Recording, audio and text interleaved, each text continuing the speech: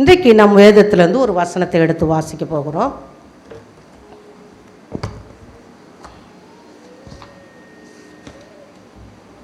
ஒன்று யோவான் ஒரு மாதிரி கீக்கின்னு சவுண்டு கேட்குறப்பா,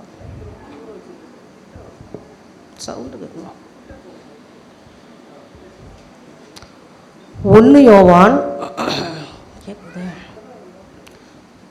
3ஆம் அதிகாரத்தை நம்ம எல்லாரும் எடுத்துக்கொள்ளலாம். எல்லாரும் எடுங்க.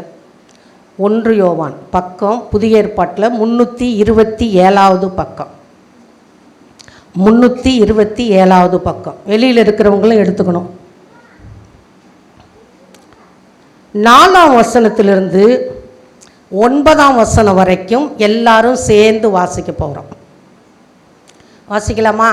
4லிருந்து 9 வரைக்கும் ஆரம்பிக்கலாம்.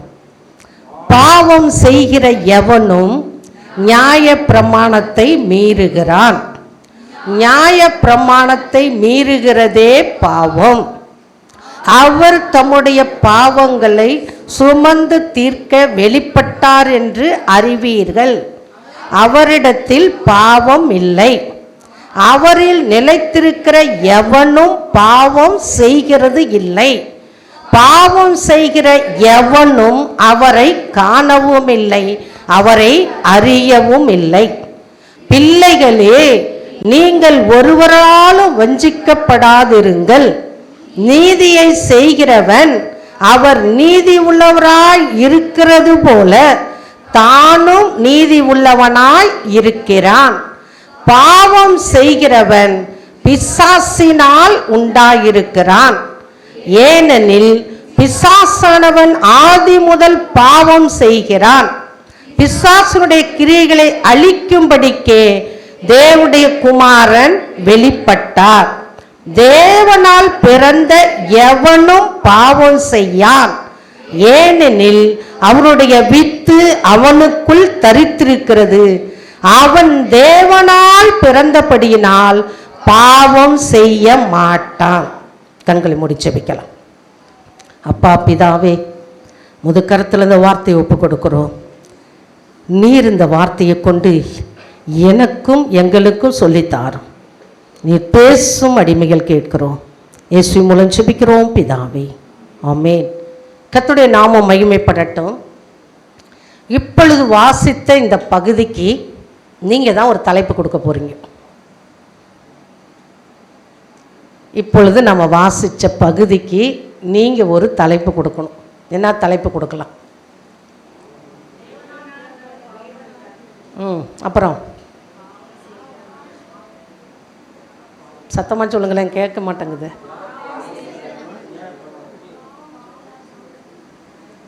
சரி, நான் அந்த தலைப்பு ஒன்று கொடுக்குறேன். பாவம், சின், பாவம்னு கொடுக்குறேன். ஏன்னா ஒவ்வொரு வார்த்தையிலையும் என்ன வார்த்தை வந்தது? பாவம், பாவம், பாவம்னு வந்துச்சு. பாவம்னா என்ன? வாட் இஸ் சின்? பாவம்னா என்ன நமக்கு தெரிஞ்சது. நான் இன்னைக்கு பிரசங்கமே பண்ண போகிறதில்ல, உங்கள் வாயில் பிடுங்கி தான் சொல்ல போகிறேன். பாவம்னா என்ன? காதலே விழ மாட்டேங்குதுமா, தயவுசெய்து கொஞ்சம் சத்தமாக சொல். யாரை மீறுறது?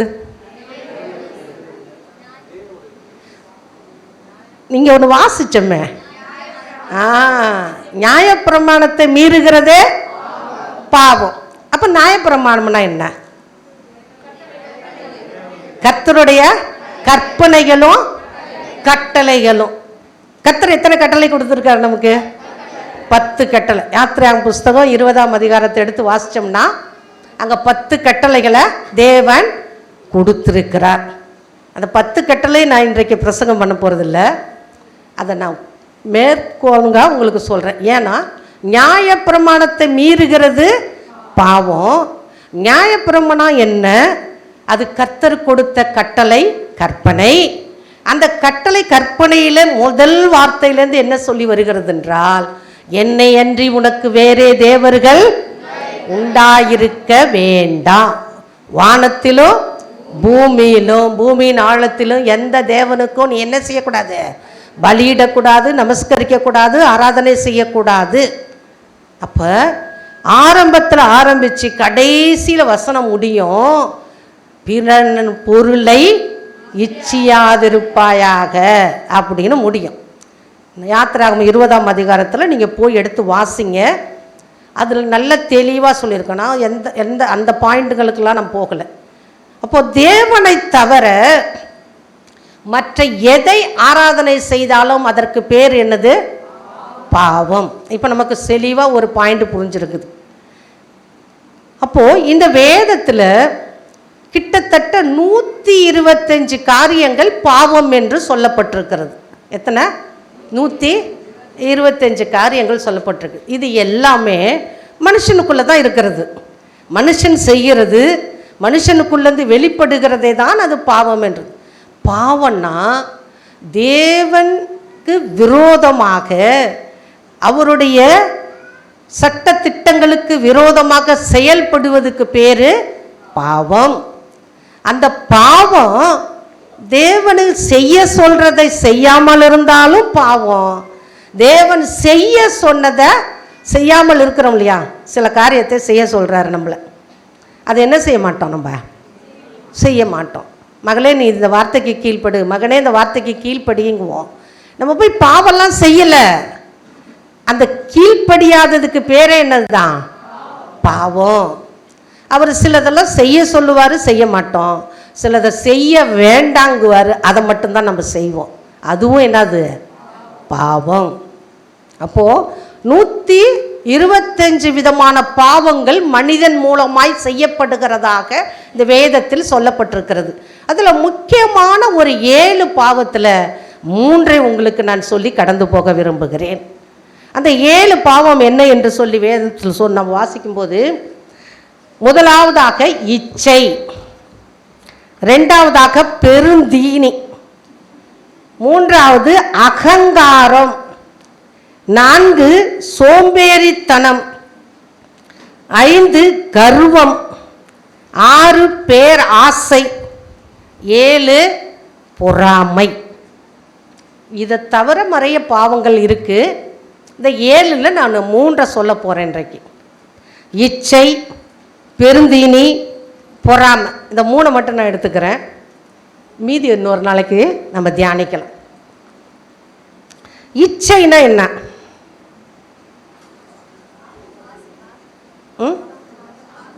இச்சைனா இங்கிலீஷில் லஸ்ட்டுன்னு இருக்குது, LUST, லஸ்ட். இந்த லஸ்ட்டுனா டிக்ஷனரி வேர்டு என்னன்னா காமம். இப்போ உங்களுக்கு எல்லாருக்கும் புரிஞ்சிருக்குன்னு நினைக்கிறேன். காமம்னா ஆசைப்படுறது. எது மேலே ஆசைப்படுறது? தன்னுடைய சுய கட்டுப்பாடு இல்லாமல் ஆசைப்படுவதுக்கு பேர் தான் என்னது? காமம். இன்னைக்கு உலகத்தில் இந்த பாவம் தான் அதிகமாய் பெருகி கொண்டிருக்கிறது. சின்ன குழந்தையிலிருந்து கேள்வி வரைக்கும் இந்த பாவத்தை மனிதர்கள் மூலமாய் நடப்பித்து கொண்டே இருக்கிறார்கள். அப்போது சுய கட்டுப்பாடு இல்லாமல் செய்கிற எல்லா காரியத்துக்கும் பேர் என்னது? என்னது? இச்சை. இந்த இச்சையில் நிறைய பேருக்கு கண்களின் இச்சை, சிலருக்கு குடிப்பழக்கம் ஒரு இச்சை. பீடி சிகரெட்டை பிடிச்சவங்களால் விடவே முடியாது. அது எப்படியாவது ஒரே ஒரு அடி அடிச்சுட்டாவது விடையாந்துடணும் அப்படின்னு தோணும் அவங்களுக்கு. ஏன்னா அது தோணும். பாஸ்டர் தாமஸ், நம்ம ஆவடியில் தாமஸ், அவர் இருக்கிற தாமஸ் ராஜ் பாஸ்டர், அவர் வாலிப நாட்களில் அவருடைய சாட்சியை சொல்கிறத நான் கேட்டேன். அவங்க பையனும் சொல்லிக்கிட்டே இருக்கார். இப்போ கூட நீங்கள் ரீல்ஸ்லாம் பார்த்தீங்கன்னா, ஒரு வாலிப நாட்களில் 100 சிகரெட் அடிப்பாராம். எத்தனை சிகரெட்டு? 100 சிகரெட் அடிப்பாராம். அப்பா, இந்த ஒரு சிகரெட்டு போக எங்கேயோ விட்டானாவே நம்மளால் இங்கே நிற்க முடியல. அவர் வாலிப நாட்களில் 100 சிகரெட் அடிப்பாராம். அது அவரால் விடவே முடியலையே அந்த பழக்கத்தை. ஆனால் அவர் ரொம்ப CSI கிறிஸ்தவ குடும்பத்தில் பிறந்தவர். யார்? அவர் இந்து குடும்பத்தில் பிறந்தவர் இல்லை, CSI கிறிஸ்தவ குடும்பத்தில் 4 மாவடியில் பிறந்தவர். அப்போது அவ்வளோ பக்தி வைராக்கியமுள்ள குடும்பத்தில் பிறந்த அந்த மனுஷனுடைய வாலிப நாட்கள் பயங்கர கொடுமையான நாட்களாக இருந்தார். இந்த செயின் ஸ்மோக்கராக இருந்து அவர் வாழ்க்கையை முறித்து கொள்ள வேண்டும் என்று போன சிலத்தில் கர்த்தருடைய வார்த்தை அவரை தேற்றி அவரை இன்றைக்கு ஊழியக்காரனாக வைத்து அவர் கடந்த நாட்களில் மரித்து போனார். ஒரு சாட்சி உள்ள ஊழியக்காரன். அவர் தன்னுடைய சாட்சியை சொல்கிறதுக்கு வெட்கப்படவே இல்லை. நான் இப்படி பாவத்தை செஞ்சேன்னு சொல்கிறதுக்கு வெட்கப்படவே இல்லை. ஏன்னா நான் அன்னைக்கு செஞ்சேன், இன்னைக்கு நான் அதை செய்யலை. இதுதான் வேறு பாவத்தை மேற்கொள்ளுகிற சுவாபம். இப்போ சிலருக்கு இந்த பாவம், இந்த சிகரெட் அடிக்கிறது விடவே முடியாது, சிலருக்கு பான் பராக்கு போடுறது விடவே முடியாது, சிலருக்கு பாக்கு வெத்தலை போடுறது விடவே முடியாது. சின்ன சின்ன பழக்கம்.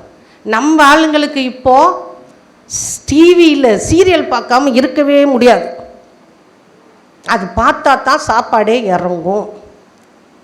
சிரிக்கக்கூடாது. இங்கே இருக்கிறீங்க நிறைய பேர், நான் அப்படியே 100% பெர்ஃபெக்ட்னு இங்கே சொல்லிக்கிறதுக்கு யாராவது இருந்தீங்கன்னா கையை தூக்குங்க, உங்களை கர்த்தர் கனப்படுத்துவார்.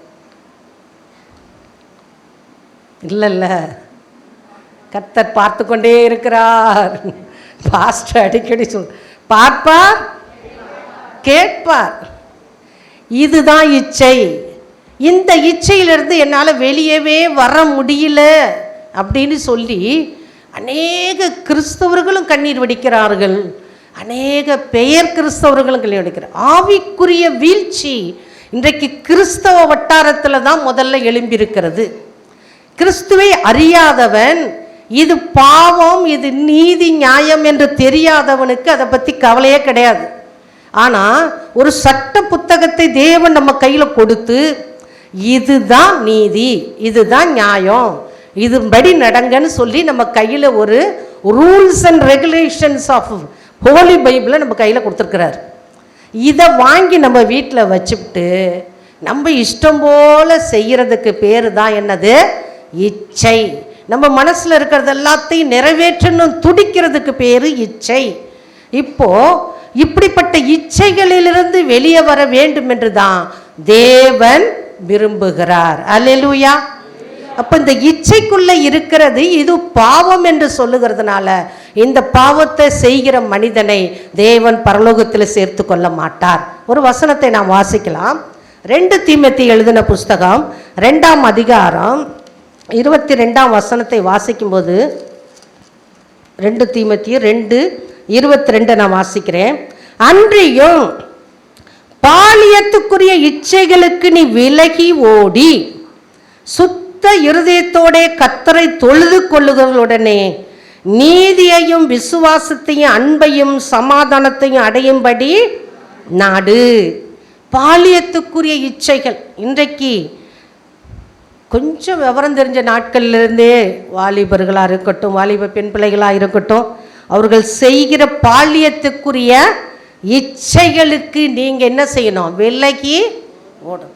அவன் செய்கிறான் நானும் செய்கிறேன், அவன் செய்கிறா நானும் செய்கிறேன், அப்படி இல்லை. வசனம் என்ன சொல்லுது?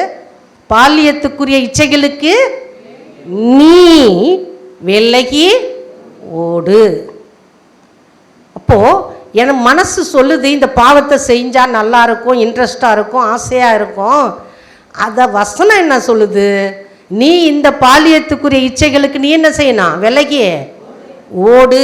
அப்படி நீ ஓடுனா நம்முடைய வாழ்க்கையில் என்ன ஆசீர்வாதம் கிடைக்கும்னா, நீதியும் விசுவாசத்தை அன்பையும் சமாதானத்தை அடையும்படி நாடு. நீ அப்படி நாடுவாயானால் தேவன் உன் பட்சத்திலிருந்து உனக்காக பதிலளிப்பார். அல்லேலூயா. உலக இச்சைகளெல்லாம் சுற்றி சுற்றி வந்துட்டு தேவன் எனக்கு பதில் கொடுக்கணும் என்று விரும்புவோமானால் தேவன் நிச்சயமாய் நமக்கு பதில் கொடுக்க மாட்டார். அடுத்தது யாக்கோபு எழுதின புஸ்தகம் 1ஆம் அதிகாரத்தில் இப்படியாப்பட்ட வசனம் சொல்லுகிறது. அதுக்கு நமக்கு தெரிந்த வசனம் தான் 14ஆம் வசனம். அவன் தன் தன் சுய இச்சையினாலே இழுக்கப்பட்டு சிக்குண்டு சோதிக்கப்படுகிறான். பின்பு இச்சையானது கற்பந்தரித்து பாவத்தை பிறப்பிக்கும். பாவம் பூரணமாகும் போது மரணத்தை பிறப்பிக்கும். இச்சை. அவனவன் தன் தன் சுய இச்சையினாலே இழுக்கப்படுறான். உலகம் இழுக்குது அவனை. ஓடிவா, இதில் வந்து விழுந்துரு, இதில் வந்து பார்த்துக்கோ, இதை வந்து பிடிச்சிக்கோ, இழுக்குது. அப்படி இழுக்கும்போது அவன் சிக்கப்பட்டுறான், அதில் சோதிக்கப்படுறான். அந்த சோதனையை தாண்டிட்டு மேலே வந்துட்டானா பிரச்சனை இல்லை. அந்த சோதனைக்குள்ள அவன் உள்ள நுழைஞ்சிட்டானா அந்த இச்சை என்னாகுமா? கர்ப்பம் தரிக்கும். அதுக்கு தேவையான காலம் வரைக்கும் விட்டு கொடுக்கும்.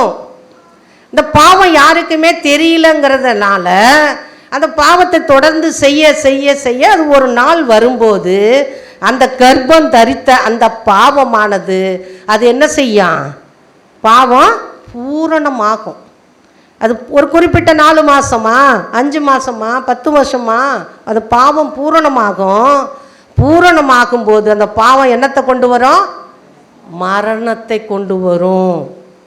அதனால தான் இன்றைக்கு உலகத்தில் இச்சையில் விழுந்து போன அநேக தற்கொலையை தேடி ஓடுகிறதும், ட்ராக்கில் போய் காலை வைக்கிறதும், இல்லது மற்றவர்களால் கொலை செய்யப்படுகிறதுமான காரியங்கள் இன்றைக்கு பூமியில் நடந்து இருக்கிறது. இந்த பாவம் பூரணமாகிக்கிட்டே வரும். அது கர்ப்பம் தரிச்சதுனால அதுக்கு ஒரு உரு உண்டாயிருச்சு. இந்த இச்சைங்கிற உரு உண்டாயிடுச்சு உள்ள. அது என்ன செய்யும்? கொஞ்சம் கொஞ்சமாக வளரும். அதான் கர்ப்பம் தரிக்கிறது. அது வளர்ந்து பூரணமாகும். முழுசாக முறிவடைய போகிற நேரத்தில் அது மரணத்தை கொண்டு வந்து விடும். அருமையான தேவச்சனமே, நாம் இதுக்கு எச்சரிக்கையாக இருக்க வேண்டியது அவசியமாக இருக்கிறது. யோபு சொல்கிறான் 31:1, என் கண்களோடு உடன்படிக்கை பண்ணின நான் ஒரு கன்னிகை மேல் நினைப்பாயிருப்பது எப்படி? கன்னிகை என்பது அது பெண்ணை மாத்திரம் குறிப்பதான வார்த்தை அல்ல. அதுவும் ஒன்று.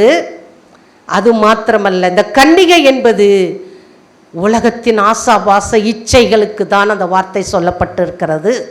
வெளிப்படுத்தின விசேஷத்தில் ஒரு வார்த்தை, கரை திரை முற்றும் நீக்கப்பட்ட பரிசுத்த மணவாட்டி அவதான் கன்னிகை. இந்த உலகத்தின் இச்சைகளுக்கெல்லாம் விலகி காத்து கொண்டவதான் அவதான் என்னது? மணவாட்டி. தன்னை பரிசுத்தமாய் காத்து கொண்டு வாழ்கிறவ. என் இயேசு வருவாருன்னு இயேசுவுக்காக வாழ்கிறவங்க பேரு தான் என்னது? மணவாட்டி.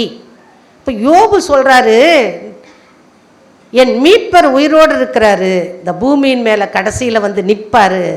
அந்நிய கண்ணல்ல, என் கண்ணே அவரை என்ன செய்யும்? பார்க்குங்கிறான். என் கண்ணு சுத்தமாக இருந்தால் தானே அவரை பார்க்க முடியும். சொல்லுங்கள், என் கண்ணு சுத்தமாக இருந்தால் தான். இப்போ எனக்கு கண்ணு தெரிலன்னா நான் எப்படி பைபிள் படிப்பேன்? கண்ணு தெரியுறதுனால தானே பைபிள் படிக்கிறேன். இப்போ என் கண்ணு தெளிவாக இல்லைன்னா இந்த பைபிளை நான் படிக்க முடியாது. இப்போ என் கண்ணு தெளிவாக இருக்குது, நான் வேதத்தை வாசிக்கிறேன், அநேக காரியங்களை கண்டு கொள்கிறேன், எனக்கு கண்ணு தெளிவாக இருக்குது இந்த பூமியில் இருக்கிற எல்லாவற்றையும் பார்க்குவதற்கு. அந்த யோபு சொல்கிறாரு, அந்நிய கண்ணல்ல, ஏன் கண்ணே அவரை பார்க்குங்கிறார். நம்ம எல்லார் கண்ணும் கர்த்தரை பார்க்குமா? வருகையில் நான் எடுத்துக்கொள்ளப்படுவேன், அவரோடு கூட போய் இருப்பேன், என் கண்ணு அவரை பார்க்கும்.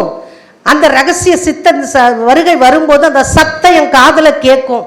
அல்லேலூயா, அல்லேலூயா. அதுக்கு தாங்க சபை ஆயத்தமாகணும்.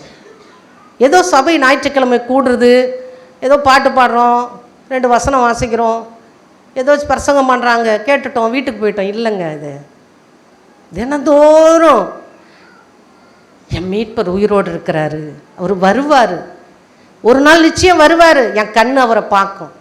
ஒருவேளை அவர் வருவதற்கு தாமதமானால் நான் அவரை போய் என்ன செய்வேன்? பார்ப்பேன்.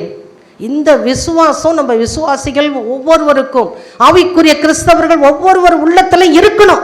அப்படி நீங்கள் வைத்துக்கொண்டு நீங்கள் வாழ்வேனால் இந்த இச்சையை மேற்கொள்ள நமக்கு கர்த்தர் பலன் தருவார். எல்லாரும் அல்லேலூயா சொல்லாமா? இந்த இச்சையை மேற்கொள்ளணும்னு எனக்கு ஆசை இருக்குது சிஸ்டர். அல்லேலூயா, அல்லேலூயா. கண்டதே காதல் கொண்டதே கோலம்னு இந்த உலகத்தில் இருக்கிற மனிதர்கள் வாழ்ந்து கொண்டிருக்கிறார்கள். கண்டதெல்லாம் காதல், பார்க்குறது எல்லாத்தையும் பார்க்கணும் ஆசை, எல்லாத்தையும் அனுபவிக்கணும் ஆசை. இந்த உலகத்தில் இருக்க அத்தனையும் அனுபவிக்கணும்னு ஆசை தான்.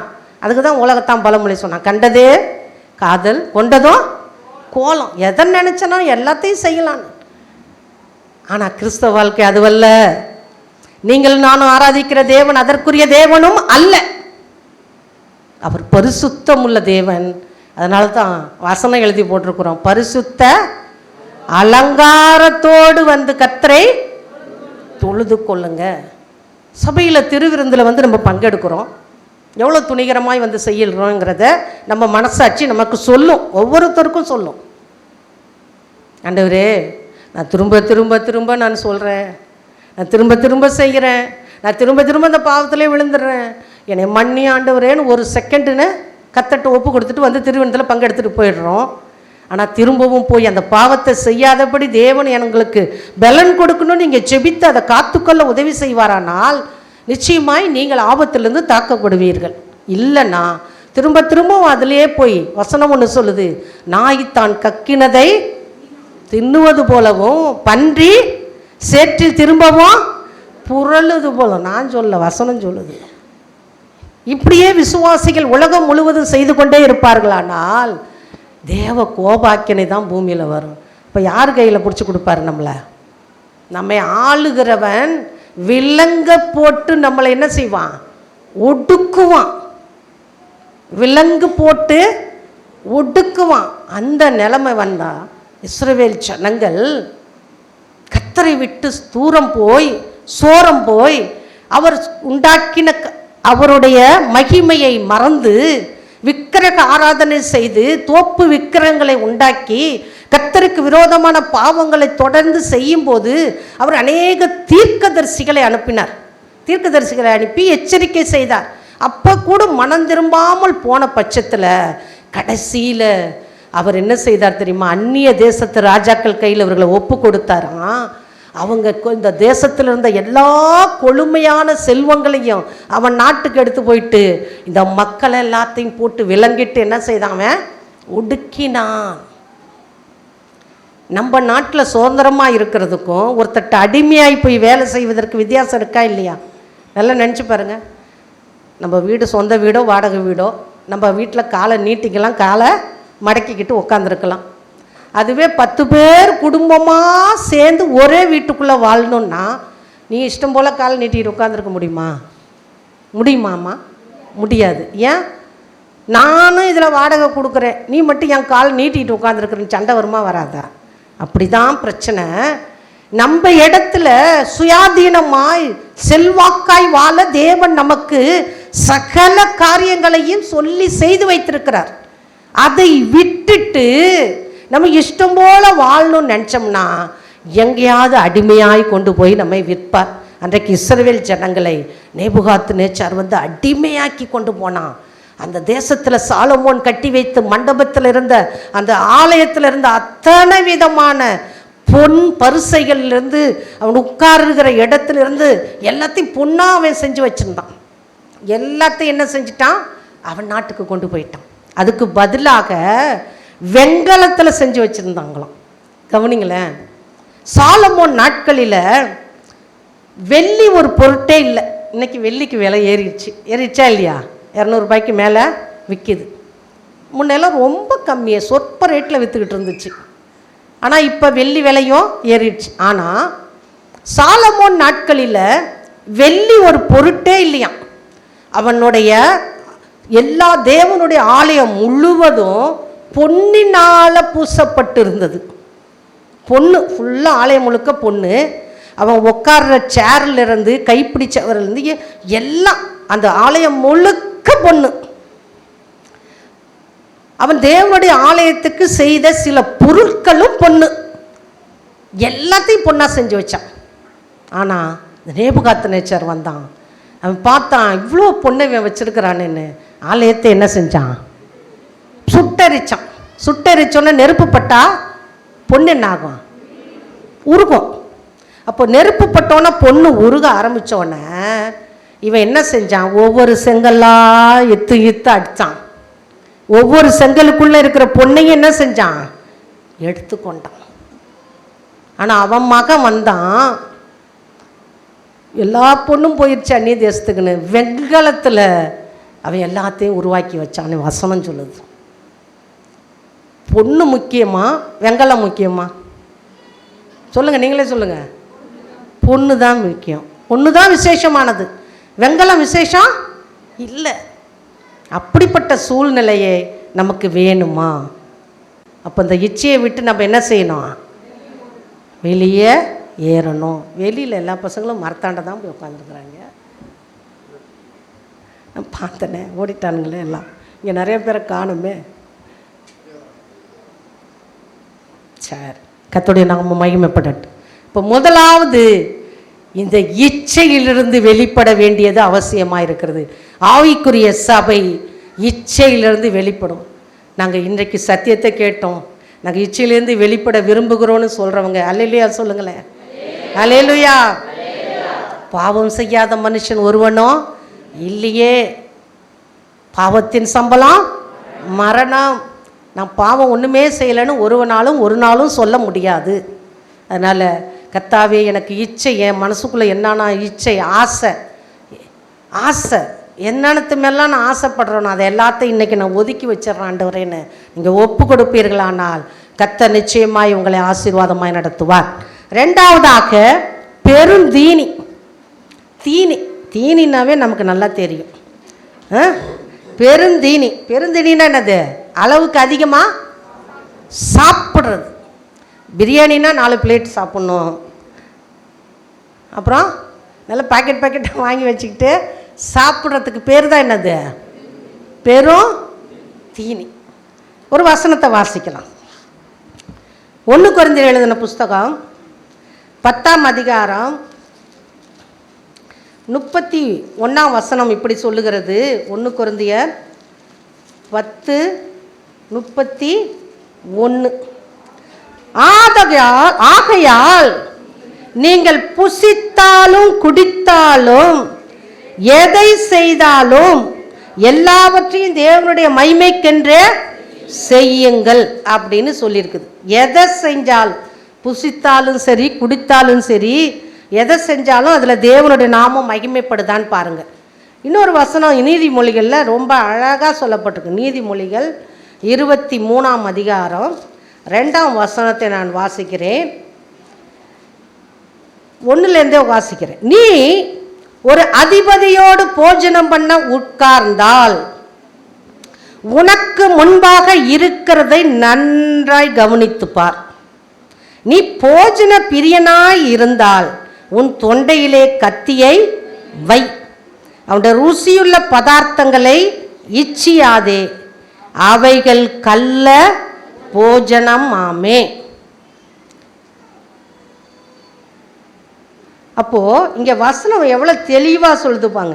நீ போஜன பிரியனாய் இருந்தால் உன் தொண்டையிலே கத்தியை வை, அவனுடைய ருசியுள்ள பதார்த்தங்களை இச்சியாதே, அவைகள் கள்ள போஜனமாமே. அப்ப பாருங்க, இந்த கள்ள போஜனத்தை இன்னொரு வசனத்தை கூட நான் வாசிட்டு இதை சொல்றேன். 20-21 கூட அதில் வாசிக்கிறேன். மதுபான பிரியரையும் மாம்ச பெருந்தீனிக்காரரையும் சேராதே, குடியனும் போஜன பிரியனும் தரித்திரர் ஆவார்கள், தூக்கம் கந்தைகளை உடுத்துவிக்கும். இங்கே போஜனம் அதிகமாக சாப்பிட்றவன் தொண்டையில் என்ன வைக்க சொன்னார்? கத்தி வைக்க சொன்னார். நம்ம கல்யாண வீட்டுக்கு போகிறோம், இது நிறைய பேர் செய்வீங்கன்னு நினைக்கிறேன். கல்யாண வீட்டுக்கு போகிறோம், நல்லா இலை போட்டு பாட்டில் தண்ணி கொண்டு வந்து வைப்பாங்க. இலையில் முதல்ல கொண்டு வந்து என்ன வைப்பாங்க? ஸ்வீட்டு வைப்பாங்க. அது ஒரு சம்பிரதாயம். ஒரு இனிப்பு கொடுத்தா மக்கள் என்ன செய்வாங்க? சந்தோஷமாக. இன்னொன்று, இதை பிரியாணியோ நான்வெஜ்ஜையோ அல்லது வெஜ்ஜையோ எதுக்காக இருந்தாலும் சாப்பிட்றதுக்கு முன்னாடி அந்த ஸ்வீட்டை சாப்பிட்டுட்டோம்னா நமக்கு சீக்கிரத்தில் நம்மளுடைய அந்த சுத்திகரித்து அது என்ன செய்யும்? போஜனத்தை சீக்கிரமாக அது ஜீரணிக்கும். எல்லாத்தையும் சாப்பிட்ட பிறகு ஸ்வீட்டு சாப்பிட்டோம்னா அது நெஞ்சு மேலே போய் உட்காந்துக்கும். இது வரைக்கும் இப்படி நீங்கள் சாப்பிட்றதுக்கு முன்னாடி ஸ்வீட்டு சாப்பிட்றணும். நான் சொல்கிறது எல்லாருக்கும் புரியுதா? சாப்பிட்றதுக்கு முன்னாடி ஸ்வீட் சாப்பிட்ணும், சாப்பிட்ட பிறகு ஸ்வீட் சாப்பிட்டோம்னா நெஞ்சு மேலே நிற்கும். அது சயின்ஸு. சரி, நான் அதுக்கு வரல. இப்போது ஒரு இலையில் நமக்கு முதல்ல ஸ்வீட் வைக்கிறாங்க, கேசரி வைக்கிறாங்க, இல்லது பிரெட் அல்வா வைக்கிறாங்க, நிறைய முந்திரியும் திராட்சையும் நட்ஸும் அப்படி பல மின்னுது. ரெண்டாவது கத்திரிக்காயும் வெங்காயம் வருது. பிரியாணி கடைசியாக கொட்டுறாங்க. இந்த பிரியாணி வரத்துக்கு முன்னாடி நிறைய பேர் என்ன பண்ணிவிடுவான்? இங்கே மேலே வச்சான் பார்த்தியா, அதெல்லாம் காலி பண்ணிவிடுவோம். பண்ணுவோம்மா இல்லையா? பண்ணுறவங்க இருக்கிறாங்க, சாப்பிடலாம், தப்பு இல்லை. ஆனால் அந்த இலையில சோறு போடுறதுக்கு முன்னாடி 2வது முறை வந்து பார்த்தானா, சார் உங்களுக்கு ஸ்வீட் வைக்கலையா சார்னு இன்னொன்று ரவுண்டு வைப்பான். அதுக்காகவும் சிலர் சாப்பிட்றவங்க இருக்கிறாங்க, அது வேற விஷயம். ஆனால் வசனம் என்ன சொல்லுது, நீ போஜன பிரியனாக இருந்தா உன் முன்னாடி வச்சிருக்கிறதெல்லாம் என்ன செய்ய பாரு. உன்னுடைய வயிற்றுக்கு மேலே நீ சாப்பிடக்கூடிய ஐட்டம்லாம் நிறையா இருந்தால் கண்ணு என்ன செய்யும், பல பல பல பல பழங்கும். இந்த பக்கம் பிரியாணி, மட்டன் பிரியாணி, இந்த பக்கம் 65, ஒரு முழு கோழி இப்படி வளர்த்துட்டு வந்து இந்த சுட்ட கோழி, சுடாத கோழி, வறுத்த கோழி, வராத கோழி, எல்லா கோழியும் வச்சுருக்குறான். இப்போது எல்லாத்தையும் வச்சு நல்ல வஞ்சர மீன் வறுவல், ஃப்ரை, அப்புறம் நமக்கு எறா தொக்கு எல்லாம் வச்சுட்டான்னு வச்சுக்கோங்களேன். இன்னைக்கு யூடியூப்பில் போடுறானுங்க பார்த்தியா, மச்சி இங்கே ரொம்ப சூப்பராக இருக்கும் மச்சி மச்சி. டேய், நீ சாப்பிட்றதுக்கு அங்கே ஓசியில் போய் தின்னுட்டேன், ஏன்டா இருக்கிறவனுக்குலாம் வயிற்ற கலக்கிற, சும்மா இருடான்னு நம்ம நினைக்கிறோம். ஆனால் அவனுக்கு அதுலேருந்து தான் காசு ஆதாயம். ஒரு 100 பேர் போய் சாப்பிட்டாங்கன்னா அந்த கடைக்கு லாபம், அவனுக்கு ஒரு கமிஷன் கொடுப்பான். அப்போ பாருங்கள், இவ்வளவு வச்சா ஒரு ஆள் சாப்பிட முடியுமா? சாப்பிடுவோமா? சாப்பிடுவோமா? சாப்பிடுவோமே, அப்படி தானே? இல்லை. அதைத்தான் வசனம் இங்கே என்ன சொல்லுது, நீ அதிபதியோட போஜனம் பண்ண உட்காரும்போது உனக்கு முன்பாக இருக்கிறத நன்றாக கவனித்துப்பார். நீ போஜன பிரியனா இருந்தா உன் தொண்டையில் கத்தியவை. ஒரு ஆள் எங்கள் ஏரியாவிலங்க செத்து போயிட்டார். ஒரு ஆள், ஒரு சகோதரன் செத்து போயிட்டார். அதிகமாக தின்னுருக்கிறாரு, பிரியாணி நிறைய தின்னு தொண்டை வரைக்கும் வந்து ஜீர்ணிக்காமல் அவருக்கு என்ன ஆயிடுச்சு, நெஞ்சு வெடித்து செத்து போயிட்டார். அவரை போய் போஸ்ட்மார்ட்டம் பண்ணுவாங்க இல்லையா, அந்த போஸ்ட்மார்ட்டம் பண்ணும்போது அவரை டாக்டர் சர்டிஃபிகேட் கொடுக்குறாரு. இவன் அதிகமாக தின்னு அந்த வயிறு அவன் தின்னதை என்ன செய்யலை, கொல்லாத அளவுக்கு அவனுக்கு நெஞ்சு அடித்து செத்துட்டாலும் சர்டிஃபிகேட் கொடுக்குறாங்க. இப்படிலாம் சாப்பிடக்கூடாது. நிறைய பேர் இருக்கிறானுங்க போட்டி போட்டுக்கிட்டு சாப்பிட்றவங்க. இப்போ பெருந்தீனிக்காரனோட நீ என்ன செய்யாத, சேராத. நீங்கள்லாம் வயசாயிட்டீங்க, இது அவ்வளோ சாப்பிட்டா உங்களுக்கு போதும், நாங்களாம் வாலிபமாக இருக்கோம் தின்னக்கூடாதான்னு கேட்குறீங்க, சாப்பிடுங்க. ஆனால் வசனம் என்ன சொல்லுது, மதுபான பிரியனையும் மாமிச பெருந்தீனிக்காரரையும் சேராத.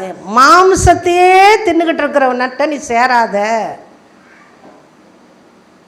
மதுபானம் பிரியம், மதுவை குடிக்கிறான், பக்கத்தில் சைடிஷ் வச்சுக்கிறான், எதை சாப்பிட்றான், எதை எவ்வளோ தூரம் விடுறான்னு அவனுக்கு தெரியல. வசனம் சொல்லுது மதுபானம் பெரிய, இந்த மதுபானத்தை குடிக்க குடிக்க அவனுக்கு ஏதாவது சைடிஷுக்கு போய்கிட்டே இருக்கணும். என்ன செய்கிறான்னு தெரியல, கொஞ்ச நாள் ஆகும், கற்பந்தரிக்கும், உற்பத்தி கால திட்டத்தில் அதுக்கு முடிவு உண்டாகும். என்ன முடிவு உண்டாகும், உள்ளே இருக்கிறது எல்லாமே போச்சுன்னு சொல்லுவார் டாக்டர், தண்ணியில் அடிச்சிட்டு போயிடுச்சுங்குவார். இப்படி எத்தனை வாலிபர்கள் இன்றைக்கு மரணத்தை தழுவிக்கொண்டு எத்தனை விதவைமார்கள் கண்ணீர் விட்டுக்கிட்டு இருக்கிறாங்க. வாழ வேண்டிய பாதி வயதிலே மரித்து கொண்டிருக்கிற சகோதர சகோதரிகள் இன்றைக்கு அநேகர் இருக்கிறாங்க. ஆண்கள் மட்டும் இல்லை, பெண்களும் குடிக்க ஆரம்பிச்சிட்டாங்க. ஸ்கூல்லேருந்தே குடிக்க ஆரம்பிக்கிறாங்களாம், ட்ரைனிங் எடுக்கிறாங்க. அப்படிப்பட்ட அசிங்கமான உலகத்தில் நாங்களும் நானும் வாழ்கிறோன்னா நிச்சயமாய் நம்ம மனம் திரும்ப வேண்டியது அவசியமாக இருக்கிறது. இப்படிப்பட்ட பெருந்தீனிக்காரராக இருக்கிறவர்கள் எல்லாரும் மனம் திரும்ப வேண்டும் என்று இன்றைக்கு தேவன் நமக்கு எச்சரிக்கை கொடுக்கிறார். அல்லேலூயா. அப்போ மூன்றாவதாக நான் வசனத்தை சொல்லி கடந்து போக விரும்புகிறேன். 1 கொரிந்தியர் எழுதின புஸ்தகம் 13ஆம் அதிகாரத்தை நாம் எல்லாரும் எடுத்துக்கொள்ளலாம். 1 கொரிந்தியர் 13ஆம் அதிகாரத்தை ரொம்ப நமக்கு நல்ல தெளிவான வார்த்தைகள் அதில் அன்பை குறித்து சொல்லப்பட்டிருக்கிறது. பொறாமை, மூன்றாவது நான் என்ன சொன்னேன், பொறாமை. முதலாவது இச்சை, 2வது பெருந்தீனி, 3வது பொறாமை. இந்த பொறாமை என்பது மற்றவர்களை பார்த்து நம்மள்கிட்ட இல்லையே என்று சொல்லி பொறாமைப்படுவதற்கு பேர் என்னது, அவங்களுக்கு அதுக்கு பேர் தான் என்னது, பொறாமை. ஒருத்தட்ட இருக்குது என்கிட்ட இல்லை, அவங்க மட்டும் நல்லா வச்சுருக்குறாங்களே, அவங்கள்ட்ட மட்டும் இருக்குதே என்கிட்ட இல்லையேன்னு நினைக்கிறோம் பார்த்தியா, அதுக்கு பேர் தான் பொறாமை. ஒரு வசனத்தை வாசிக்கலாம். 1 கொரிந்தியர் எழுதின புஸ்தகம் 13ஆம் அதிகாரம் 4ஆம் வசனத்தை வாசிக்கிறேன். அன்பு நீடிய சாந்தமும் தயவும் உள்ளது. ஒரு தண்ணி கொடுங்க. அன்புக்கு பொறாமை இல்லை. அன்பு தன்னை, கர்த்தருடைய நாமம் மகிமைப்படட்டும். அன்புக்கு என்ன இல்லை? பொறாமை இல்லை. நான் அன்பா இருக்கிறேன், என்கிட்ட பொறாமை இல்லை. எத்தனை பேர் சொல்ல முடியும் இந்த வார்த்தையை? நான் மற்றவங்களை பார்த்து பொறாமைப்படவே மாட்டேன். ஏன் தெரியுமா? அன்புக்கு பொறாமை இல்லை. அப்போ இன்னொரு வசனத்தை நான் வாசிக்கலாம். நீதிமொழிகள் எழுதின புஸ்தகம் 14ஆம் அதிகாரம் 30ஆம் வசனம் சொல்லுகிறது, சொஸ்த மனம் உடலுக்கு ஜீவன், பொறாமையோ எலும்புருக்கி. சொஸ்த மனம், நல்ல மனம். நல்ல மனம் இருந்தா, உங்க மனசு நல்லா இருந்தா உங்க உடம்பு நல்லா இருக்கும். பொறாமையோடு இருக்கும்னா அது என்னத்தை கொண்டு வரும்? எலும்பு உருக்கி. எலும்பு உருக்கி ரொம்ப ஒல்லியா எலும்பும் தோலுமா இருந்தா பார்க்க நல்லாவா இருக்குது? அதுக்காக உங்களை மாதிரி இருக்கக்கூடாது சிஸ்டர்லாம் சொல்கிறீங்களா? அதுவும் வாஸ்தவம் தான், நான் இல்லைன்னு சொல்லல. ஆனால் பொறாமையினால் வரக்கூடியது இங்கே என்ன வசனம் சொல்லுது? வாசிங்கம்மா ஒருத்தர். சொஸ்தமானம்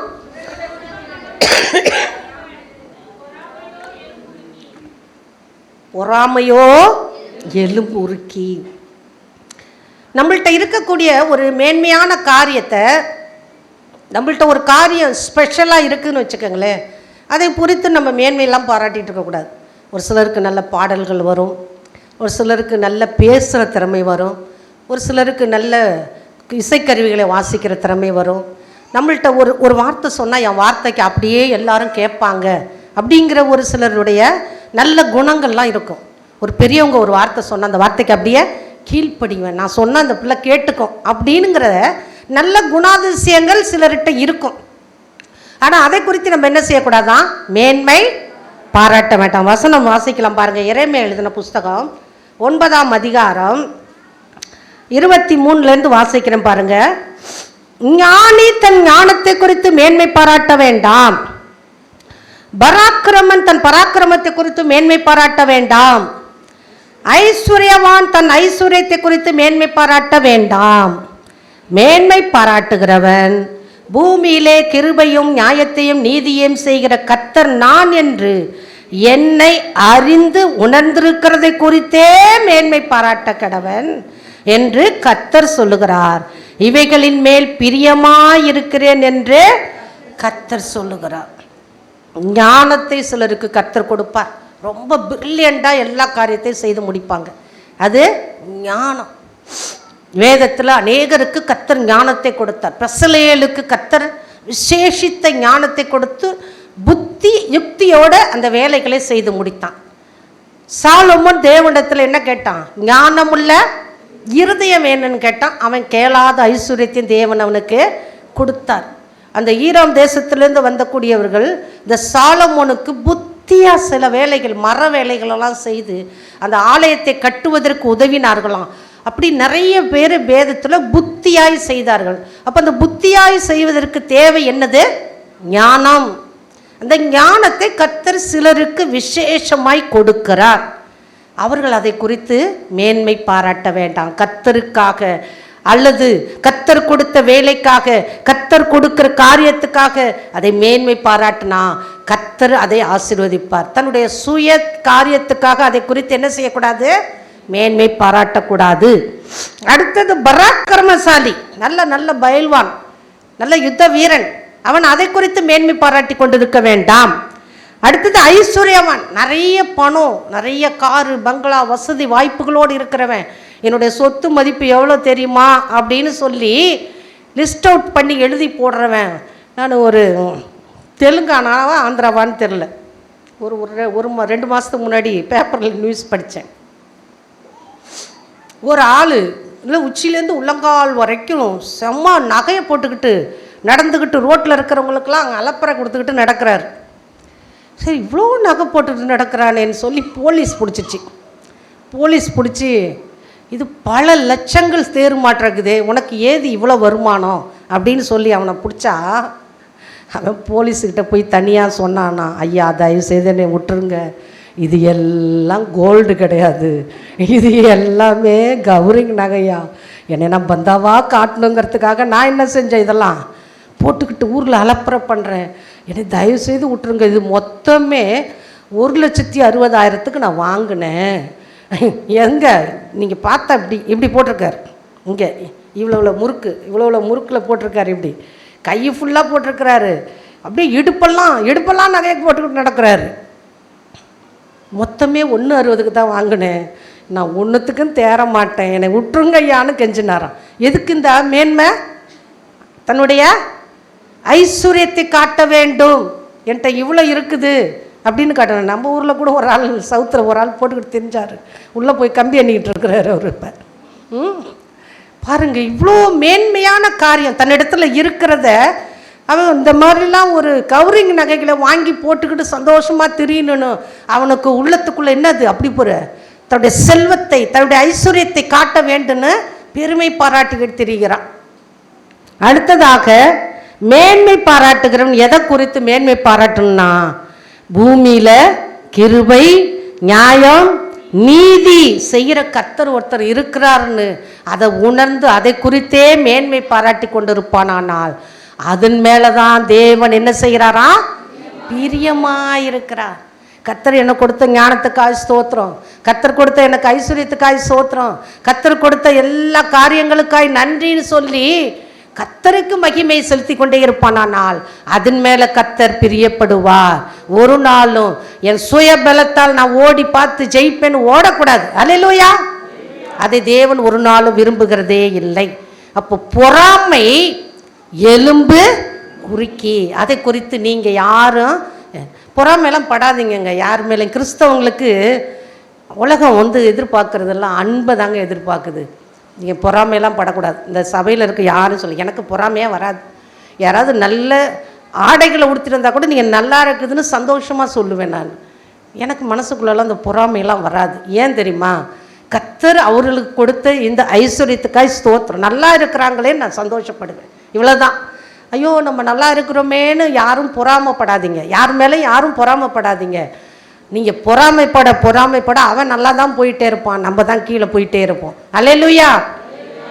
எல்லாரையும் மனதார நேசிங்க, அதுக்கு தான் அன்புக்கு பொறாமை இல்லை. நீங்கள் ஒருத்தர் மேலே அன்பு வச்சிங்கன்னா அவங்கள பார்த்து பொறாமப்பட மாட்டீங்க, அவங்கள அன்பாகவே நேசிப்பீங்க. இப்போ 3 காரியங்களை நான் சொன்னேன்: இச்சை, பெருந்தீனி, பொறாமை. இது 3ம் ஒரு வசனத்தில் சொல்லப்பட்டிருக்கிறது. 1 யோவான் எழுதின புஸ்தகம் 2ஆம் அதிகாரத்தில் 16ஆம் வசனத்தை நான் வாசிக்கிறேன் பாருங்க. ஏனெனில் மாம்சத்தின் இச்சையும் கண்களின் இச்சையும் ஜீவனத்தின் பெருமையுமாகிய உலகத்தில் உள்ளவைகள் எல்லாம் பிதாவினால் உண்டானவைகள் அல்ல, அவைகள் உலகத்தினால் உண்டானவைகள். உலகமும் அதன் இச்சையும் ஒளிந்து போம், தேவனுடைய சித்தத்தின்படி செய்கிறவனோ என்றென்றைக்கும் நிலைத்திருப்பான். கண்களின் இச்சை, மாம்சத்தின் இச்சை. இந்த கண்ணு முதல்ல என்ன செய்யும்? ஒரு காரியத்தை பார்க்கும். ஆமாம், பரவாயில்ல, அழகாக இருக்குது அப்படின்னு தோணும். அந்த ஆசை கண்ணில் தான் பார்த்துச்சு. அது எங்கே உள்ளே உட்காரும்? மனசில் உட்காரும், இருதயத்தில் உட்காரும். இந்த இருதயத்தில் உட்கார்ந்த உடனே மூளைக்கு வேலை செய்ய சொல்லும். பரவாயில்ல, அதை அனுபவி, அதை எடுத்துக்கோ, அதை நீ எடுத்துக்கோ, யார் பார்க்க போகிறா, செய் சொல்லிக்கிட்டே இருக்கும் இந்த கண்ணு. இப்போ இந்த கண்ணு தான் முதல்ல எண்ணத்தில் போய் உழுது, பாவத்தில் விழுது. அதனால தான் ஆண்டவர் இந்த கண்ணு தான் ஒரு வீட்டுக்கு எப்படி வாசல் படி இருக்கிறதோ அதுபோல இந்த சரீரத்துக்கு கண்ணு தான் காவல்ங்கிறார். இந்த இந்த கண்ணு வழியாக தான் எல்லா பாவமே எல்லா மனுஷனுக்குள்ளே என்ன செய்யுது, உள்ளே போகுது. அதனால தான் மத்திய எழுதின புஸ்தகத்துலலாம் வார்த்தை சொல்லப்பட்டிருக்கிறது, நீங்கள் உலகத்துக்கு என்ன இருக்கிறீங்க, வெளிச்சமாக இருக்கிறீங்கன்னு சொல்லிட்டு அதில் ஒரு வசனம் சொல்லப்பட்டிருக்கிறது. மத்தேயு 6:22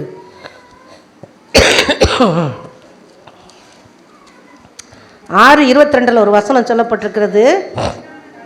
கண்ணானது சரீரத்தின், உன் கண் தெளிவாயிருந்தால் உன் சரீரம் முழுவதும் வெளிச்சமாயிருக்கும். உன் கண் கெட்டதாயிருந்தால் உன் சரீரம் முழுவதும் இருளாயிருக்கும். இப்படி ஒன்னில் உள்ள வெளிச்சம் இருளாயிருந்தால் இருள் எவ்வளவு அதிகமாயிருக்கும். அப்போ இந்த கண்ணு தான் இந்த சரீரத்துக்கு விளக்கு. இந்த விளக்கு எதை இச்சிக்குதோ, இந்த கண்ணு எதை இச்சிக்குதோ அதன்படியெல்லாம் நம்ம மனசு ஓடும். அதனால தான் வெளிப்படுத்தின விசேஷம் 3:18 நீ பார்வை அடையும்படிக்கு உன் கண்ணுக்கு என்ன செய்ய, கலிக்கம் போடு. கலிக்கம்னா என்னன்னா, குதிரையை கட்டி ஓட்டி கொண்டு போகும்போது அந்த வண்டியை நேராக பார்த்துக்கிட்டு ஓடணுங்கிறதுக்காக அந்த குதிரைக்கு இங்கே ஒரு பெல்ட் மாதிரி போட்டு கண்ணுக்கும் பக்கத்தில் இப்படி போட்டு வச்சுருப்பாங்க. எதுக்குன்னா அந்த குதிரை லைட்டும் லெஃப்ட்டும் என்ன செய்யக்கூடாது, திரும்பி பார்க்கக்கூடாது. அது பார்வை நேராக போனாதான் அந்த யுத்த வீரனையோ குதிரை வீரனையோ அவனை கொண்டு போய் சேர்க்க வேண்டிய இடத்துல சேர்க்கும். வலது இடதுபுறம் திரும்பி பார்த்துச்சுன்னா அது தன்னுடைய பாதையை மாற்றிடும். அதுக்காக தான் உன் கண்ணுக்கு என்ன செய்ய, கலிக்கம் போட்டுக்கோன்னாரு. நம்ம எல்லாரும் கண்ணுக்கு இப்போ கண்ணாடி போட்டுக்கிறோம், ஆனால் கலிக்கம் தான் போடவே மாட்டேங்கிறோம். ஆனபடினால இந்த கண்களின் இச்சை, மாம்சத்தின் இச்சை, ஜீவனத்தின் பெருமை, நல்ல பெருமையாக அந்த சரீரத்தை கொடுத்து மேன்மை பாராட்டிகிட்டு இருந்தோம்னா ஒரு ஃபீவர் வந்தால் போதும், ஒரு டைஃபாய்டு வந்தால் போதும், தலையில் இருக்கிற மண்டையில் இருக்கிற மசாலாலாம் கொட்டி போயிடும், உடம்பெல்லாம் மெலிஞ்சு போயிடும், கண்ணமெல்லாம் ஒட்டி போயிடும், எவ்வளோ அசிங்கமாக ஆகிடுவோம் தெரியுமா? எத்தனை பேர் டெங்கு வந்து மரித்து போனாங்க, எத்தனை பேர் கொரோனா வந்து மரித்து போனாங்க. ஆனால் கர்த்தர் நம்ம மேலே கிருபையாக இருக்கிறதுனால தான், இரக்கமாக இருக்கிறதுனால தான் நமக்கு ஜீவனை கொடுத்துருக்கிறார். பாவம் பெருகின இடத்துல கிருபை என்ன செய்த, பெருகும். ஆனால் கிருபை பெருகுது பெருகுதுன்னு நினச்சிக்கிட்டே தொடர்ந்து பாவம் செஞ்சுக்கிட்டே இருந்தான் அந்த கிருபை ஒரு காலத்தில் போய் அப்படியே ஒரு ரெஸ்டன்ட் ஒரு மூலையில் போய் நின்றுடும். அப்படி நின்றுச்சுன்னா அந்த பாவம் கற்பம் தரித்து மரணத்தை கண்டிப்பாய் கொண்டு வரும். அருமையான தேவஜனமே, நாம் இந்த கண்களின் இச்சை, மாம்சத்தின் இச்சை, ஜீவனத்தின் பெருமையில் என்ன செய்யக்கூடாது, விழக்கூடாது. ஒரே ஒரு மனுஷனை குறித்து உங்களுக்கு முன்பாக வைத்து நான் கடந்து போக விரும்புகிறேன். எல்லாருக்கும் நமக்கு ரொம்ப தெரிந்த சங்கீதம் 51 நாம் எல்லாரும் எடுத்துக்கொள்ளலாம். சங்கீதம் 51 எடுத்துக்கொள்ளலாம்.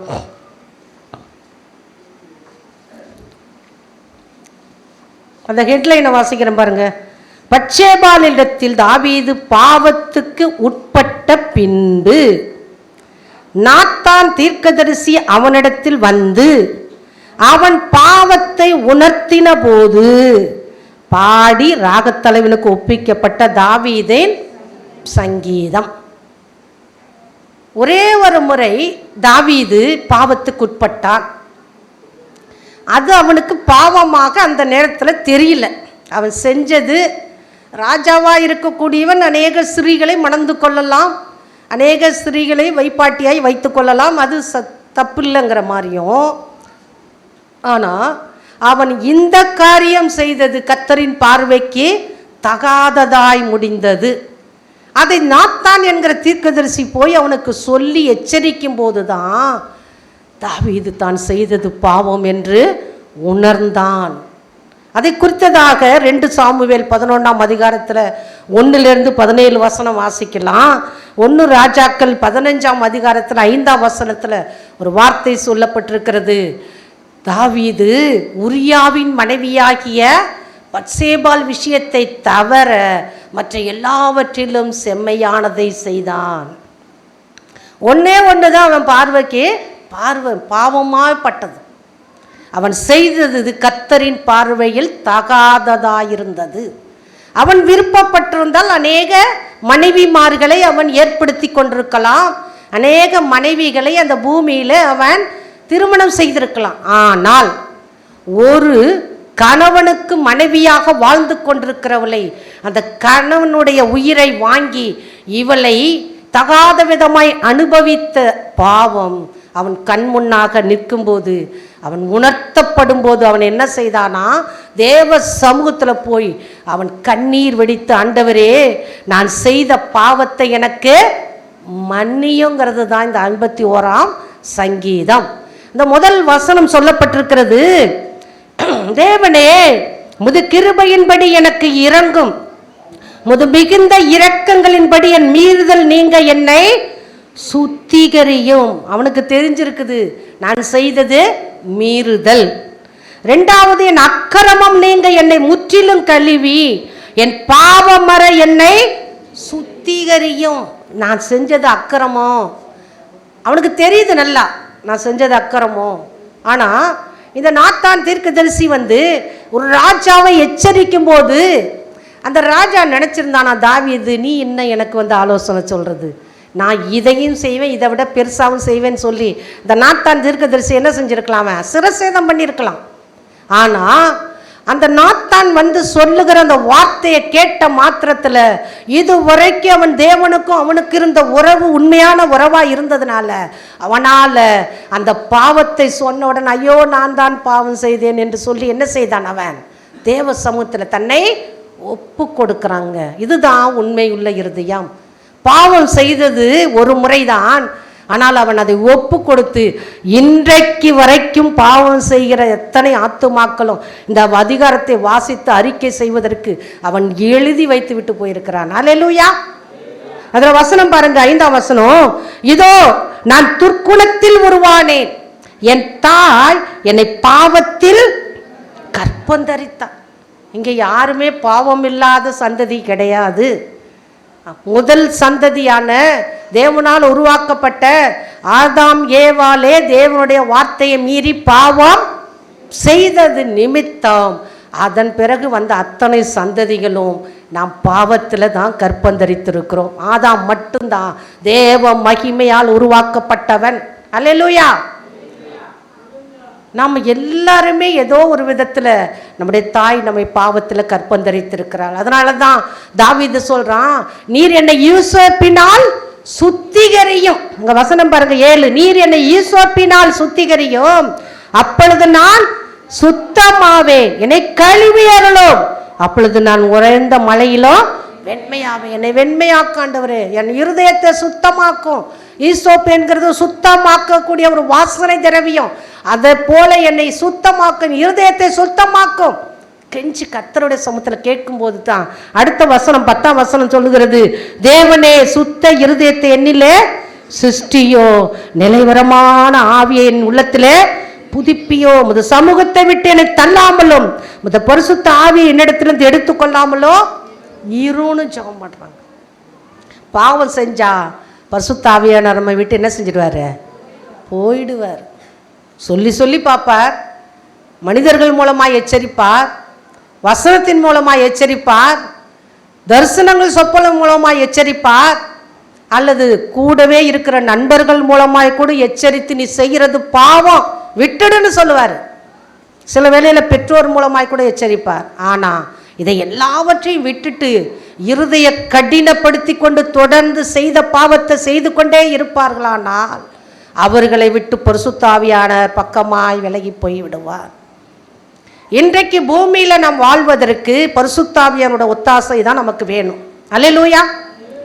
இயேசு கிறிஸ்து பரலோகம் போகும்போது ஒன்று சொல்லிட்டு போனார், நான் போய் உங்களுக்கு என்னத்தை ஒன்று அனுப்புவேன், ஒரு தேற்றரவாளனை அனுப்புவேன், அவர் தான் உங்களை சகல சத்தியத்துக்குள்ளும் நடத்துவார். அந்த தேற்றரவாளன் தான் பரிசுத்த ஆவியானவர்.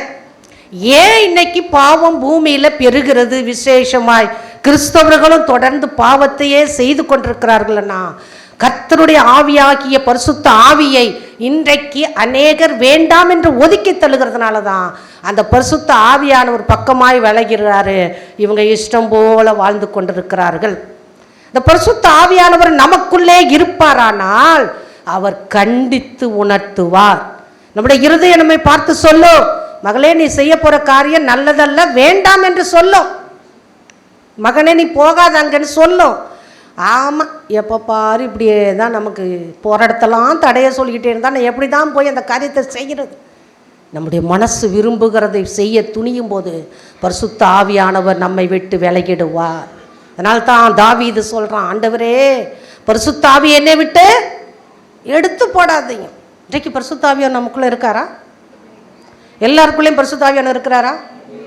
பரிசுத்த ஆவியானவர் உங்களுக்குள்ளே இருந்தாருன்னா நீங்கள் பாவம் செய்யணும்னு நினச்சா கூட ஆவியானவர் உங்களுக்கு சொல்லிக்கிட்டே இருப்பார், வேண்டாம் மகனே, வேண்டாம் மகளே. அதனால தான் ஆண்டவர் சொன்னார், உன் இதயத்தை எனக்கு, உன்னோட சொத்து சோகம் எனக்கு தேவையில்லை, நீ கட்டி வச்சிருக்கிற ஆளை எந்த காரியமும் எனக்கு தேவையில்லை, நீ அலங்கரிக்கிற எதுவுமே எனக்கு தேவையில்லை, மகனே மகளே உன் இருதயத்தை எனக்கு தா.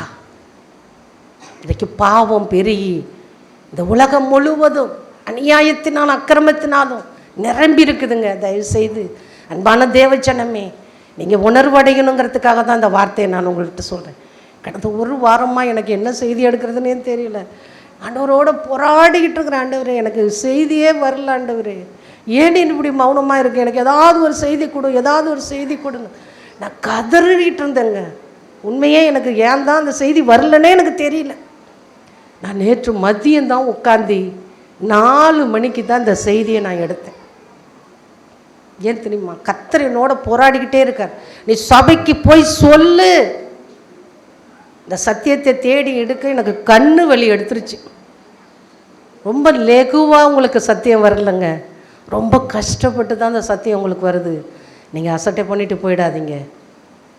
இந்த உலகத்தில் அநேக பாவங்கள் இருக்குது. உலகத்தில் இருக்க அத்தனை பேர் செஞ்சுக்கிட்டு தான் இருக்கிறான். நான் மட்டும் எப்படி யோகியனா வாழ்கிறது? இந்த உலகத்தை திருத்த முடியாதுங்க. நீங்கள் நானும் திருந்தலாம் இல்லையா? உலகத்துக்கு ஆசைகளுக்கு இச்சைகளுக்கு நம்மளால் முடிவு உண்டாக்க முடியும். இந்த பூமியில் வாழ்ந்த எத்தனையோ பரிசுத்தவான்கள் நமக்கு முன்பாக வாழ்ந்து முன்மாதிரியை காட்டி வைத்து விட்டு போயிருக்கிறார்கள். அவர்களுடைய அடிச்சுவடுகளை பின்பற்றி நடப்போமானால் இந்த உலகத்தில் காணப்படுகிற மாம்ச இச்சை, கண்களின் இச்சை, ஜீவனத்தின் பெருமை இவைகள்லாம் கொஞ்சம் சற்று தள்ளி வைத்தால்தான் பரிசுத்த ஆவியானவர் உங்களை வழி நடத்துறது உங்களுக்கு புரியும், தெரியும். ஆனபடினால சபையே, வருங்காலங்கள் இனி எப்படி இருக்குமோ தெரியாது. கர்த்தர் நம்மை கொண்டு செய்யணும்னு நினச்ச திட்டத்தை, தீர்மானத்தை இந்த பரிசுத்த ஆவியை இழந்து தவிக்காதீங்க. இந்த பரிசுத்த ஆவியானவர் தான் உங்களுக்கு கரெக்டாக போதித்து உணர்த்துவார். அவர் தான் நம்மை பாதுகாக்கிற தேவன். அவர் தான் நம்மளுடைய வருகையில் பரிசுத்தமாய் நம்மளை கொண்டு போவதற்கு நம்மளை உண்மையாய் சேர்க்கிற தேவன். அப்படிப்பட்ட தேவனை நீங்களும் நானும் ஆராதனை செய்து கொண்டிருக்கப்படினால இந்த பாவத்தின் மேலே ஜெயம் எடுக்க கர்த்தர் நமக்கு உதவி செய்வாராக. அல்லேலூயா. நியாயப்பிரமாணத்தை மீறுகிறதே பாவம். எந்த பாவத்தையும் துணிகரமாய் போய் யாரும் இச்சையின்படி விழுந்து பாவத்தை வருவித்துக் கொள்ளாதபடிக்கு கர்த்தருக்கு முன்பாக உங்களை ஒப்புக் கொடுங்க. ஆண்டவரே, இதுலேருந்து வெளியே வர என்னால் முடியல, எனக்கு உதவி செய்யணும் கேளுங்க, கண்ணீர் விடுங்க. என்னென்னத்துக்காக பிரயாசம் எடுக்கிறீங்க? இந்த காரியம் என்னை அடிமைப்படுத்திக்கிட்டே இருக்குது, ஆண்டவரே எனக்கு ஒத்தாசை கொடுங்க, எனக்கு உதவி செய்யுங்க. ஒரு வசனத்தை நான் இன்னைக்கு கேட்டுட்டு வந்தேன்னு போய் கேட்டு பாருங்க. கர்த்தர் நிச்சயமாய் உங்களுக்கு உதவி செய்வார், ஒத்தாசை செய்வார். இந்த பாவ வாழ்க்கைக்கு ஒரு முடிவை கட்டுவார், பரிசுத்த ராஜ்யத்துக்கு சொந்தமாக்குவார். கர்த்தர் தாமே நம்மை ஆசீர்வதிப்பாராக.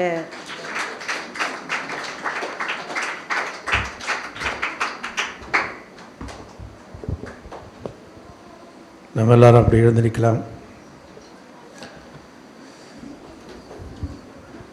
கேட்ட செய்தியை நம் இருதயத்தில் நாம் கொண்டு வரலாம். இயேசுவானவர் இந்த பூமியில் இருந்தபோது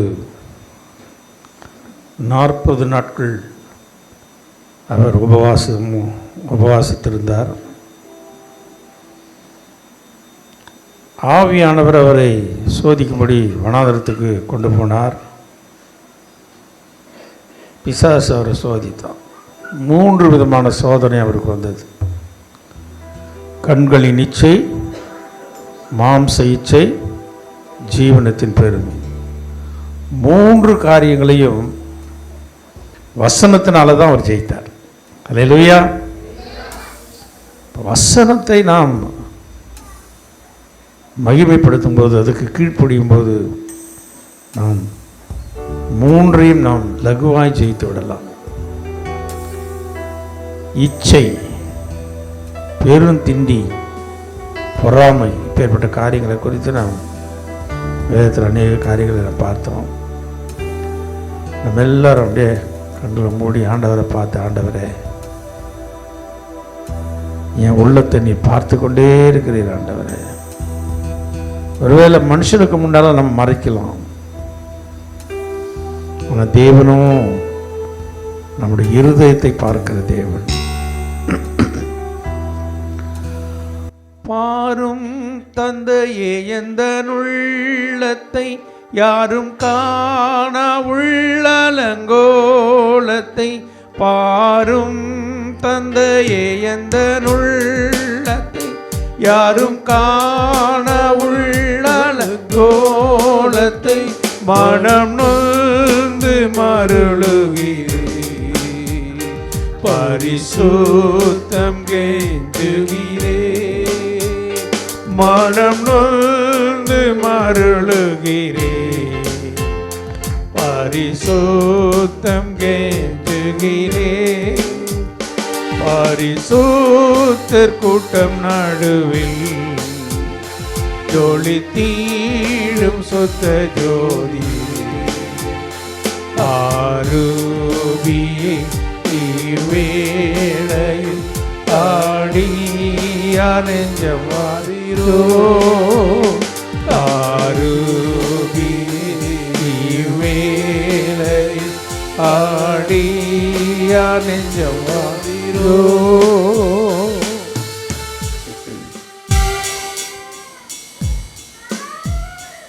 தாவீது பாவம் செய்தான். ஒரே ஒரு தரம் அவன் மீறுதல் பண்ணிட்டு பாவம் செய்துட்டான். ஆவியானவரே சொல்றாரு, ஒரே தரம் தான் பாவம் செய்தான். பிறகு அவன் நீதியையும் நியாயத்தையும் செய்கிறவனாய் மாறி போனான். எப்படி மாறி போனான் தெரியுமா? பாவத்தை செஞ்சுட்டு கஞ்சாடையா போல ஆண்டவருடைய வார்த்தை எச்சரிக்கும் போது அந்த எச்சரிப்புக்கு என்ன பண்ணான்? உணர்ந்து ஒப்பு கொடுத்தான். எனக்கு எல்லாம் இருக்குது, நான் ராஜாவா இருக்கிறேன், என்கிட்ட எல்லா அதிகாரம் இருக்குது, நான் ஏன் ஆண்டவருக்கு கீழ்ப்படினும் அப்படி சொல்ல. ஆண்டவர் எச்சரிக்கும் போது அந்த எச்சரிப்புக்கு அப்படியே குனிந்து விட்டான், தன்னை தாழ்த்தினான். ஆண்டவரே எனக்கு இறங்கு ஆண்டவரே, எனக்கு இறங்கு ஆண்டவரே, உங்க கிருபையின்படி எனக்கு இறங்கு ஆண்டவரே. ஒப்பு கொடுக்கலாம் ஆண்டவர்கிட்ட. ஒருத்தர் கூட சொல்ல முடியாது நான் பாவம் செய்யலன்னு. எல்லாரும் பாவம் செய்து ஏகமாய் கெட்டு போனார்கள் என்று வேதம் சொல்லுது. நாம் நமக்குள்ளே பாவம் இல்லை என்று சொல்லுவோமானால் நம்மை நாமே வஞ்சிக்கிறவர்களாய் மாறி போறோம். ஒருத்தரோட சொல்ல முடியாது எனக்கு பொறாமையே கிடையாது அப்படின்னு யாரும் சொல்ல முடியாது. நான் எதுக்கும் இச்சிக்கவே மாட்டேன், எனக்கு இச்சையே கிடையாது அப்படி யாரும் சொல்ல முடியாது. ஏதோ ஒன்று நமக்கும் தேவனுக்கும் பிரிவினை உண்டாக்கி கொண்டிருக்கிறது. நியாய பிரமாணத்தை நாம் மீறி கொண்டிருக்கிறோம். ஒருவேளை பெருந்திண்டி, உலகத்தில் பெருந்திண்டி தின்ற யாருன்னா குடிகாரன், வெறிகாரன். அவனுக்கு எவ்வளோ தின்னாலும் அவனுக்கு எவ்வளோ உள்ள போதுன்னே தெரியாது. அவன் பாடுன்னு திணிக்கிட்டு இருப்பான். பெருந்தண்டிக்காரன் தொண்டையில் கத்தியை வைப்பார் ஆண்டவர். அதனால நாம் எப்பொழுதும் தேவனுக்கு முன்பாக ஆண்டவரே என் கண்களின் இச்சை, என் மாம்ச இச்சை, என் பெருமையான காரியங்களை என்னை விட்டு நீக்கி போடுங்கப்பா.